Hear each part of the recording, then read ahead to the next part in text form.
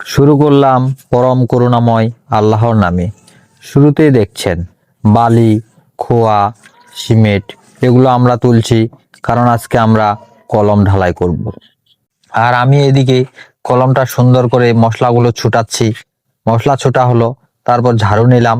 ঝাড়ু নিয়ে বেশ সুন্দর করে ঝাড়ু দিচ্ছি, কারণ এটা পরিষ্কার না থাকলে সুন্দর মতো কণাগুলা উঠবে না। ছেলেরা কষ্ট করে ভালো থাকার জন্যে না, ভালোবাসার মানুষগুলোকে ভালো রাখার জন্য। নিজের সুখ আগে নয়, পরিবারের হাসিটাই তাদের কাছে সবচেয়ে বড় স্বপ্ন। রোদে পুড়ে ঘামে ভিজে হাজার অপমান, হাজার সংগ্রামের মাঝেও একটা কথাই মনে থাকে, ওরা যেন ভালো থাকে, তাহলেই আমি ঠিক। ভুবন আর আমি আজ কলমে বক্স ফিটিংস করছি। বাক্সটা ঠিকঠাক বসছি, এবার নিলাম ঝাপনা, তারপর শুরু হলো পেরাক মারা। আমি নিচে মেরে দিচ্ছি, ভুবন উপরে তুলে দিচ্ছে। ভুবন এত সুন্দর করে পেরাক মারছে দেখে নিজেরাও মুগ্ধ হয়ে যায়।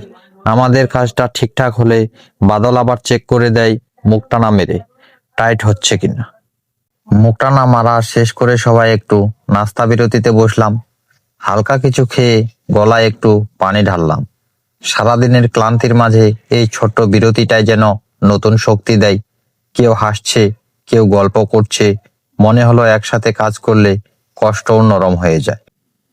নাস্তা বিরতি শেষ করেই আবার যে যার মতো কাজে লেগে গেলাম। কেউ সিমেন্ট দিচ্ছে, আবার কেউ মশলা মাখাচ্ছে, কারণ আমরা কলম ঢালাই করব। মশলা বেশ সুন্দর করে বালতিতে দিচ্ছে, বালতি ভর্তি মশলা একজন আরেকজনের হাতে তুলে দিচ্ছে। ধীরে ধীরে সেই মশলা এসে পৌঁছায় আমার হাতে। আমি সেই মশলা কলমে ঢালছি। দেখলে মনে হয় এটা শুধু কাজ না, এটা একে অপরকে ধরে রাখার শক্তি। একজনের হাত থেকে শুরু হওয়া পরিশ্রম আরেকজনের হাতে গিয়ে সম্পূর্ণ হয়। এই টিম ওয়ার্কই আমাদের বড় শক্তি। কলমে মশলা ঢালছি, হাতের ঘামে মাটি লেগে আছে, আর মনে পড়ে বাবাকে। জীবনটা ঠিক এমনই কষ্টে করেছেন উনি।